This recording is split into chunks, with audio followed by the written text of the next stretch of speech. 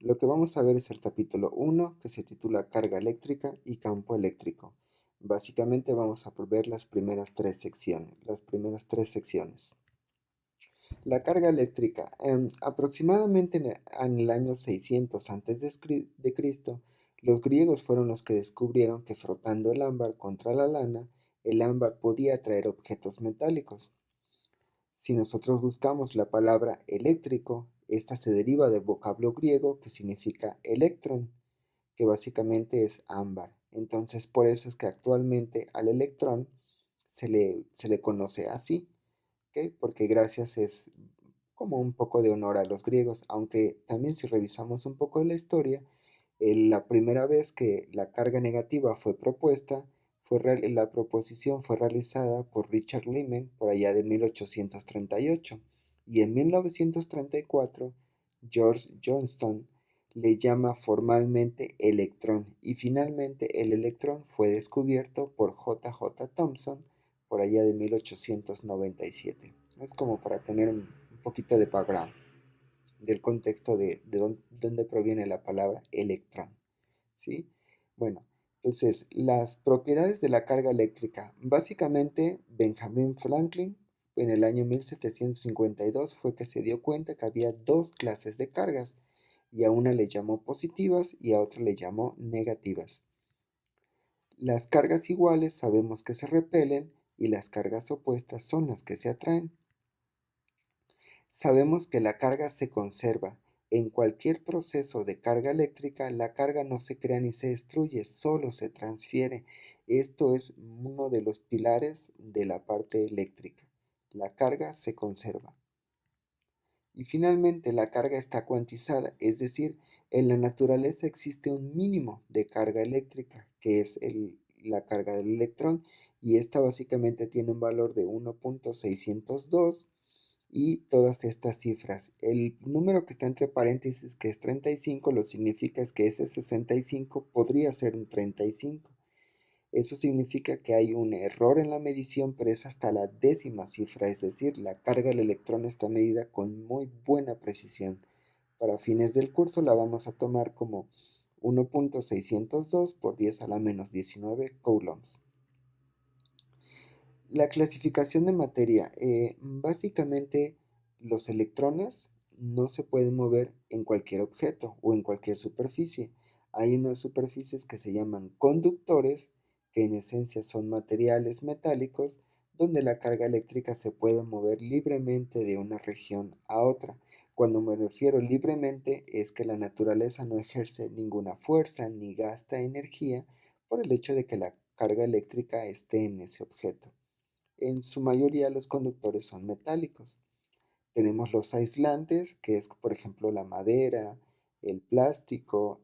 Sabemos que los aislantes no permiten que la carga se mueva a través de él. Es decir, si llega un electrón y se deposita, por ejemplo, en un plástico, ahí se queda. Y si ustedes le soplan muy fuerte, el electrón se va. Los aislantes no tienen la propiedad de mantener la carga ahí por mucho tiempo. Sin embargo, los conductores sí pueden mantener la carga eléctrica ahí en su superficie durante muchísimo tiempo. Y existen una tercera clase que se le nombran semiconductores, es decir, son materiales que dependiendo del voltaje, la temperatura o la radiación, permiten el paso de los electrones. Los semiconductores son actualmente muy utilizados por toda la electrónica. Por ejemplo, todos los circuitos eléctricos, su celular, su tablet y todo funcionan básicamente a través de semiconductores. En particular, por ejemplo, el celular funciona con 5 volts. Eso lo que quiere decir es que la batería tiene que ser de 5 volts. Si no tiene ese voltaje, simplemente el celular no prende. Y entonces ahí es cuando se comporta como un aislante, porque simplemente no funciona. Pero una vez que el voltaje es mayor de 5 volts, entonces el celular prende y ahí se comporta como un conductor. Básicamente la forma en la cual podemos transferir carga eléctrica son dos. Una que es carga por conducción, que en esencia es tocar un material que está cargado con otro material. Por ejemplo, aquí tenemos una esfera que es metálica, está sostenida de un hilo Es aislante, es muy importante hacer ese énfasis porque si no se va a descargar. Entonces se pone otro alambre, el alambre pues es de cobre, es metal, es conductor también y se pone una varilla de plástico. Lo que va a pasar es que van a fluir electrones de la esfera metálica a través del cable y llegar al plástico. ¿Sí? Es lo que se le nombra carga por conducción, es decir, hay que hacer contacto. Y una vez que ustedes quitan ese alambre, pues la varilla va a quedar cargada negativa. Por eso es que en la segunda imagen la varilla con la esfera pues se repelen porque las dos tienen carga negativa. Esto es lo que se le nombra el proceso de conducción, es decir, los dos objetos hacen contactos y aquí en la primera imagen lo que pasa es que la esfera, si tiene por un ejemplo 100 electrones, lo que va a hacer es que le va a ceder 50 electrones a la varilla. Entonces así los dos van a tener la misma carga y hasta ahí va a cesar el flujo de carga.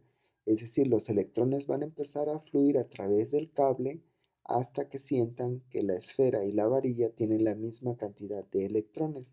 A esto me refiero con que la carga no se desgasta, es decir, no se crea ni se destruye, solo se transfiere. Si la esfera tenía 100 la esfera electrones, la esfera le pasa a la varilla 50 electrones y ella se queda con 50, pero si yo sumo la varilla y la esfera, me vuelven a resultar los 100 electrones que tenía inicialmente. ¿Ok? Otra forma de cargar objetos es, por ejemplo, en la figura A, donde lo que tenemos dos varillas que están de plásticos, que están neutras. Ojo aquí y algo muy importante, neutro en electricidad y magnetismo significa igual número de cargas positivas e igual número de cargas negativas. Eso es algo neutro en el contexto de electricidad y magnetismo. Entonces, ustedes tienen dos varillas de plástico y lo que hacen es frotar esas varillas de plástico sobre la piel. La piel lo que va a hacer es cederle electrones a la varilla de plástico, ¿sí? En el dibujo B lo que tienen son dos varillas de vidrio. Cuando ustedes frotan las varillas de vidrio contra la seda, las varillas de vidrio le ceden electrones a la seda. Entonces, por el hecho de que la varilla de vidrio cedió electrones, esta varilla se queda cargada positivamente. Y finalmente en la C, si ustedes juntan la varilla de plástico con la varilla de vidrio, entonces pues las dos se van a atraer porque tienen cargas distintas y al final de estar en contacto, las dos van a estar neutras, es decir, ambas varillas van a tener la misma cantidad de carga positiva y de carga negativa. ¿Ok? Eso es lo que se le nombra carga por conducción. Hay otra que se le nombra carga por inducción. El proceso de inducción es algo bien interesante porque nunca hay contacto físico. ¿Qué es lo que se hace? Básicamente, imagínense que tienen una esfera y tienen un soporte aislante. Esto es muy importante porque si no la esfera que está cargada o se puede aterrizar, es decir, se descarga. ¿Ok? Pero en este caso tenemos una esfera que está neutra sobre un soporte aislante. Recuerden, neutro es mismo número de cargas positivas que de cargas negativas. ¿Ok? Entonces le acercamos una varilla que está cargada negativa. Ustedes saben que la carga positiva con la negativa se van a atraer, entonces toda la carga positiva se va a ir de un lado acercándose a la carga negativa. Por otro lado, la carga negativa de la esfera se va a ir del otro lado porque se va a estar repeliendo con la carga de la varilla. Y ahí lo que hacemos es le ponemos un cable, un alambre conductor y se aterriza. Ese proceso de aterrizar lo que significa físicamente es sacar a los electrones de ahí. Cuando ustedes sacan a los electrones de la esfera, entonces la esfera se va a quedar solamente cargada positivamente. Y cuando ustedes retiren la varilla, pues van a tener una esfera que está cargada positivamente. Y la carga negativa pues va a estar en la Tierra. Pero como hay un soporte aislante, los electrones no pueden pasar a través de ese aislante. Y al final del día tienen una esfera cargada positivamente, donde nunca hubo un contacto con una varilla que estuviera cargada positiva. Lo que hicimos fue extraerle los electrones, ¿sí? Entonces, esto es lo que se le conoce también como carga por inducción. Y es muy importante que les quede claro que la carga por conducción hay contacto físico, mientras la carga por inducción no existe tal contacto físico. Finalmente, quien estudió todo esto ya desde un punto de vista más experimental y logró dar una ecuación fue Charles Agustín Coulomb, por ahí del año 1784. Básicamente, Coulomb lo que hizo fue medir la fuerza entre dos esferas cargadas utilizando el aparato conocido como la balanza de Coulomb. A la izquierda está una más o menos imagen pictórica de lo que es la balanza de Coulomb que él utilizó, y del lado derecho tenemos una ya como una balanza moderna. En particular, la balanza del lado izquierdo, la idea es que tiene como esa especie de tubo. Ese era como un tubo hueco, y en la mitad ese tenía como una pequeña fibra, una pequeño hilo, ¿sí? Entonces al final tenía una carga, le puso un contrapeso y puso una carga positiva. Hizo un pequeño huequito por el cual pudo meter una carga negativa, o sea, un palito como con una esfera metálica. Entonces lo que hacía es frotaba las dos esferas en su cabello, una la dejaba colgando y la otra la metía por ese pequeño huequito y lo iba metiendo, y entonces lo que veía es que las cargas, como estaban iguales, se repelían. Entonces esta pequeña fibra, ese hilo que dice ahí, fibra de torsión, lo que pasaba básicamente es que se giraba, es decir, se torcía. Entonces él se puso a hacer variantes y dijo, bueno, ¿qué variantes puedo hacer? Puedo controlar las cargas, porque yo puedo frotar las cargas en el cabello, pero puedo frotar las cargas en lana, puedo frotar las cargas en seda, ¿sí? Entonces puede jugar con las cargas. Y podía jugar también con la longitud, porque lo que iba haciendo era poco a poco iba introduciendo por el orificio que está ahí a la izquierda, poco a poco iba introduciendo la esferita, ¿sí? Entonces lo que hacía es que de repente había una torsión, ¿sí? Es decir, el hilo se giraba, pues se repelían las cargas o se atraían, ¿sí? Ahora, también otra cosa, hago mucho énfasis en el año que fue 1784, porque para ese entonces Newton ya había propuesto las leyes de Newton. Recuerden que Newton propuso las leyes más o menos por allá del año 1750. Entonces, para 1784, Coulomb ya conocía las tres leyes de Newton y sabía qué cosa era la fuerza eléctrica, ¿sí? Eso es algo bien importante, porque entonces, cuando Coulomb pone a hacer sus experimentos, dijo, bueno, lo que pasa es que la fibra se tuerce, hay una torsión, una torca, por el hecho de que existe una fuerza, y la fuerza es entre las dos cargas, y las únicas variables que tengo son las cargas y la distancia. Entonces Coulomb propone su ley y dice, la magnitud de la fuerza entre dos cargas puntuales es directamente proporcional al producto de las cargas e inversamente proporcional al cuadrado de la distancia entre ellas.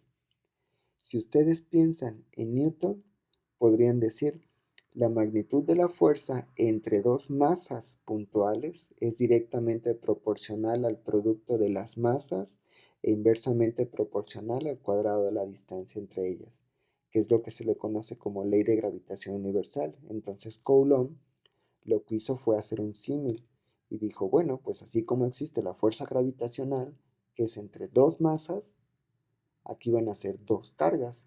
La diferencia es que en la fuerza gravitacional existe la G, que es la constante gravitacional, y aquí lo que voy a tener es una constante que le voy a llamar K sub E de Coulomb, ¿sí? Entonces, esto es solamente la magnitud, ¿sí?, de la fuerza. Y así es como Coulomb enuncia su ley de Coulomb, básicamente basándose basándose en la ley de gravitación universal de Newton, ¿sí? Ahora vamos a estudiar un poco más a fondo. Esta constante de proporcionalidad, Coulomb lo que dijo fue, la fuerza es proporcional, es decir, en ese entonces solamente Coulomb podía decir eso porque no sabía cómo medir esa constante proporcionalidad. Muchísimos años después esa constante proporcionalidad se midió y se sabe que tiene un valor de 8.98, y toda esa expresión que está ahí por 10 a la 9 newton por metro cuadrado sobre Coulomb cuadrado. Recuerden que las constantes en física son metidas para quitar ese proporcional. Por ejemplo, en lugar de decir la fuerza gravitacional es proporcional al producto de las masas entre la distancia, uno dice, la fuerza gravitacional es igual a G por M1, M2 entre R cuadrado. Entonces, esa G es justo esa constante de proporcionalidad y esa G en realidad lo que tiene metido es un número y las unidades apropiadas para que nos dé Newton. Igual acá la K, esa K sub E tiene un valor de 8 puntos de fracción por Newton metro cuadrado entre Coulomb cuadrado. Porque si recuerdan la ley de Coulomb, lo que tenemos es carga 1 por carga 2 entre distancia, que sería Coulomb cuadrado entre distancia al cuadrado. Eso nunca nos va a dar Newton. En cambio, esa K está metida para dar ese contexto de igualdad y sobre todo para dar las unidades apropiadas, ¿sí? Para nuestros fines prácticos la podemos tomar como 9 por 10 a la 9, ¿sí? Ahora, esta constante también se puede escribir en términos de otra constante que se le llama epsilon o epsilon cero, que es la permitividad del espacio libre. ¿Qué es la permitividad del espacio libre? Lo que pasa es que no es lo mismo que ustedes tengan dos cargas en el vacío, a que tengan dos cargas en agua, a que tengan dos cargas en aceite, a que tengan dos cargas en refresco, o en café, o en agua de mar, o en cualquier otro medio. Entonces, dependiendo el medio, es cómo se van a comportar las cargas. Y a esta constante proporcionalidad se le llama permitividad del espacio. Y la epsilon cero, ese cero es por el hecho de que está seteado en el vacío. Ustedes pueden decir, bueno, es que epsilon 1 es el agua, epsilon 2 es el aceite, epsilon 3 es el plástico, epsilon 4 y así sucesivamente, ¿no? Pero les hago mucho hincapié en que esa epsilon lo que nos da es la información de el medio. Si el medio es el vacío, bueno, se le nombra permitividad eléctrica del espacio libre, el espacio libre, o sea, vacío, ¿sí? Y entonces K en realidad se escribe como 1 sobre 4 pi epsilon 0.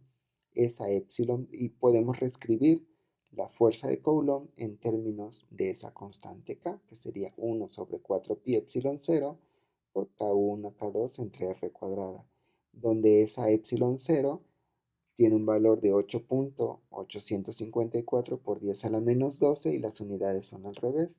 Sería Coulomb cuadrada sobre Newton por metro cuadrado, ¿sí? Entonces, les hago mucho hincapié. La fuerza de Coulomb, básicamente la Coulomb la dedujo de una forma muy similar a la ley de gravitación universal.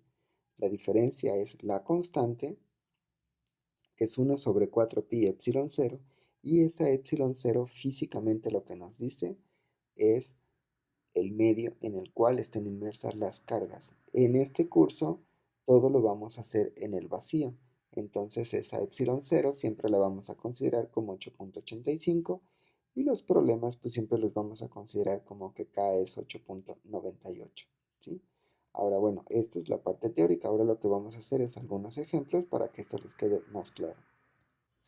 Lo que vamos a ver ahora es la ley de Coulomb en forma vectorial. Para ello, básicamente lo que tenemos que tener en cuenta es que sabemos que dos cargas positivas se repelen, negativas se repelen, y solamente las cargas positivas con negativas se atraen. Además, es importante notar que las cargas positivas o negativas cuando se repelen, estas básicamente lo hacen a través de la línea que las une, es decir, a través de la distancia. Igualmente, si tenemos una carga positiva y tenemos una carga negativa, estas cargas se van a unir justo a través de la línea que las separa, ¿sí? Por eso es que ahora vamos a considerar la ley de Coulomb en forma vectorial. Ahora la fuerza va a estar escrita, a esta le pongo Q1 y a esta Q2, entonces es la fuerza que siente la partícula 2 debido a 1. Y simplemente está dada por K por Q1 por Q2 entre R de 1, 2 al cuadrado y la parte vectorial se la metemos con el vector R gorrito. Recordemos que el vector R gorrito simplemente es el vector entre la magnitud y es un vector unitario. La única forma de darle carácter vectorial a la fuerza de Coulomb es justo a través del R gorrito. Para ver esto de una forma más clara, lo podemos ejemplificar en forma de una receta.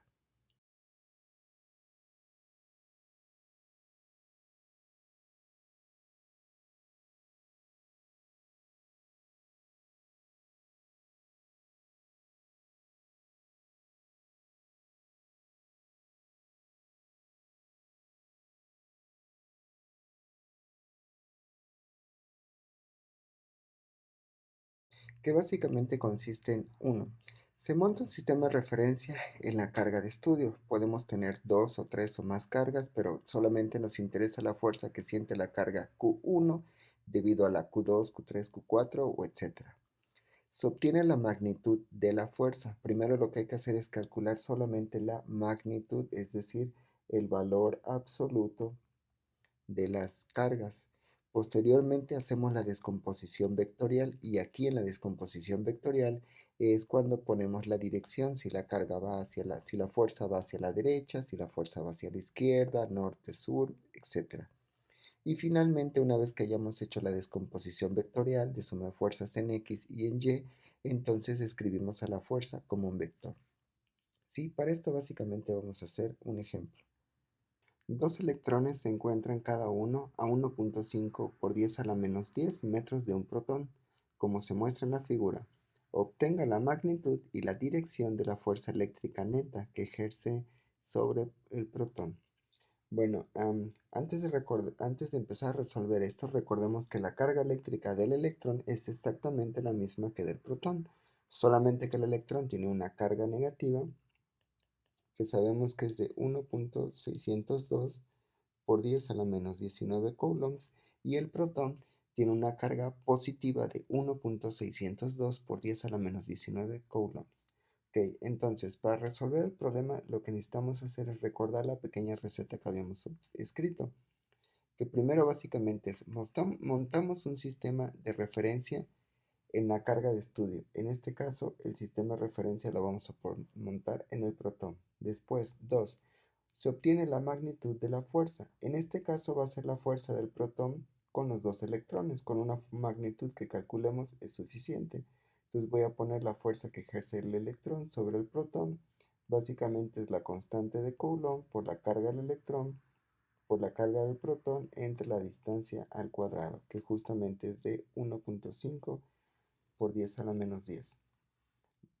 Esto lo podemos reescribir simplemente como K por E cuadrada sobre R cuadrada. Entonces, por lo tanto, la magnitud de la fuerza simplemente es 1.023 por 10 a la menos 8 newtons. ¿Ok?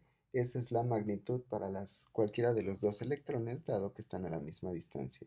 Ahora, después hacemos la receta. El número 3 dice, hacemos la descomposición vectorial de la suma de las fuerzas, tomando en cuenta la dirección de las fuerzas.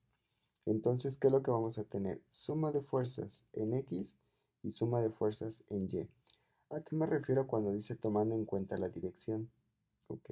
Entonces, como me interesa la fuerza que ejerce sobre el protón, entonces el protón es positivo y va a sentir una atracción sobre el electrón, entonces va a ser a la derecha. Recuerden el sistema coordenado, donde lo que tenemos es que aquí es X es positivo y Y es positivo. Acá en el segundo cuadrante X es negativo, Y es positivo. Tercer cuadrante X negativo, Y negativo. Y en el cuarto cuadrante X es positivo y Y es negativo. ¿Sí? Entonces como la fuerza va del protón hacia la derecha, entonces es positivo. Le voy a poner F de QP. ¿Sí? Y después sería más los 65 grados. Entonces en este caso sería más la fuerza de EP por coseno de 65 grados. ¿Sí? Entonces ahí está la suma de fuerzas en el eje X.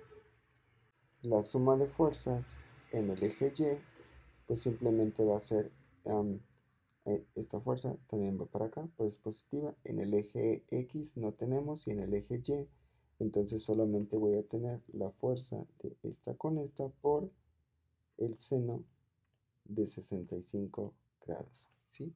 Entonces cuando hacemos las operaciones, simplemente lo que tenemos es que esta va a valer 9.27 por 10 a la menos 9 newtons.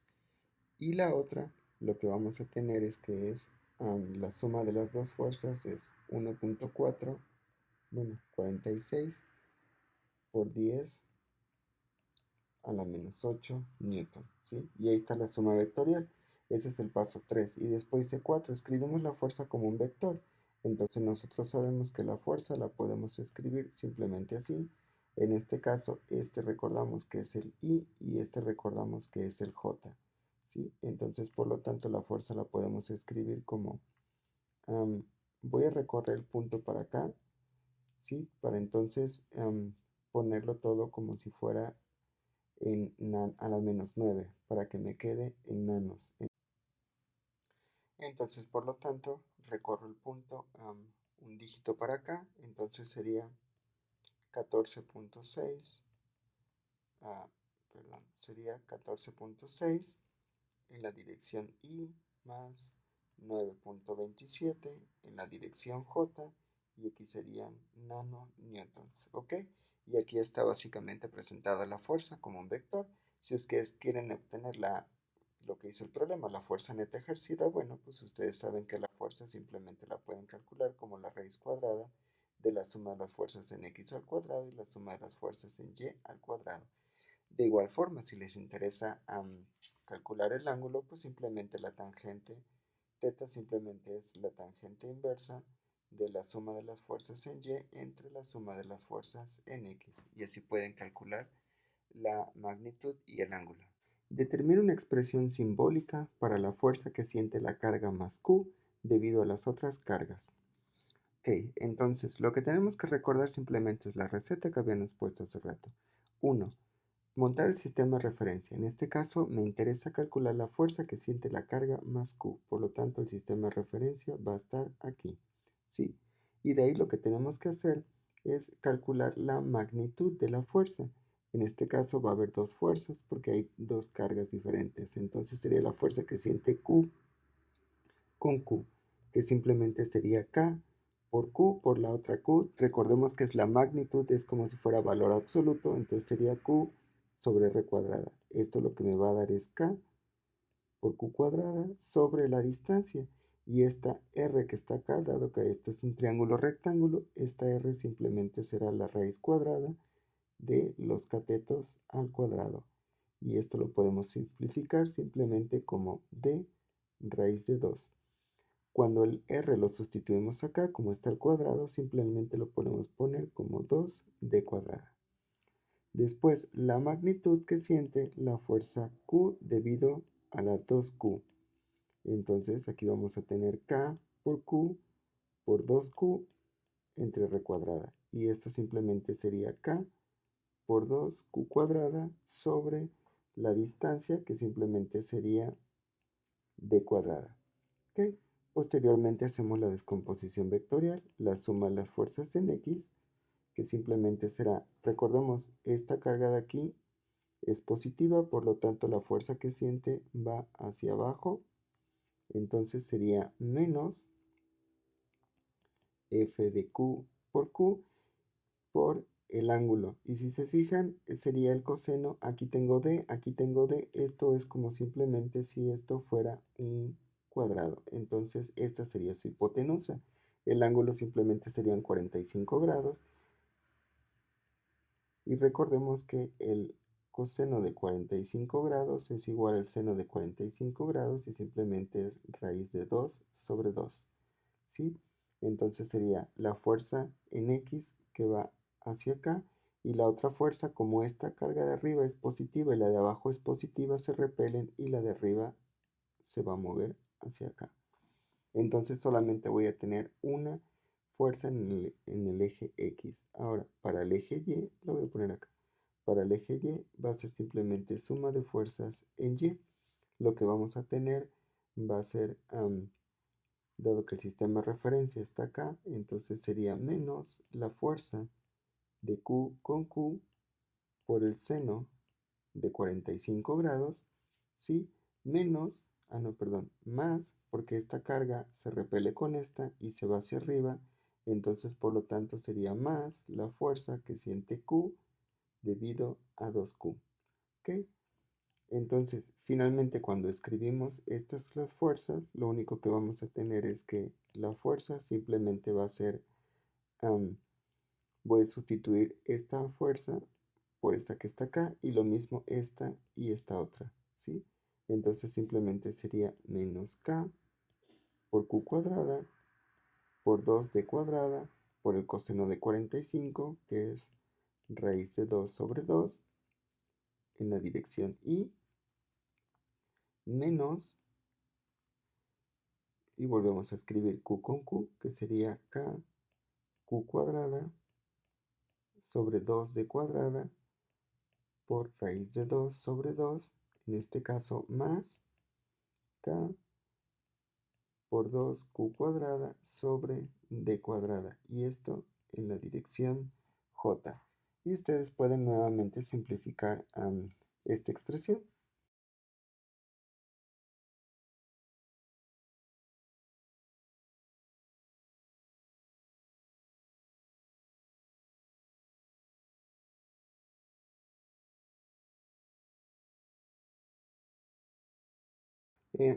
Aquí voy a hacer hincapié en que este signo de aquí y este signo de aquí es menos, porque aquí la fuerza es positiva, entonces aquí es negativo y aquí es negativo para que menos con menos nos dé más. ¿Ok? Entonces ustedes pueden factorizar la fuerza y escribirla simplemente de esta forma.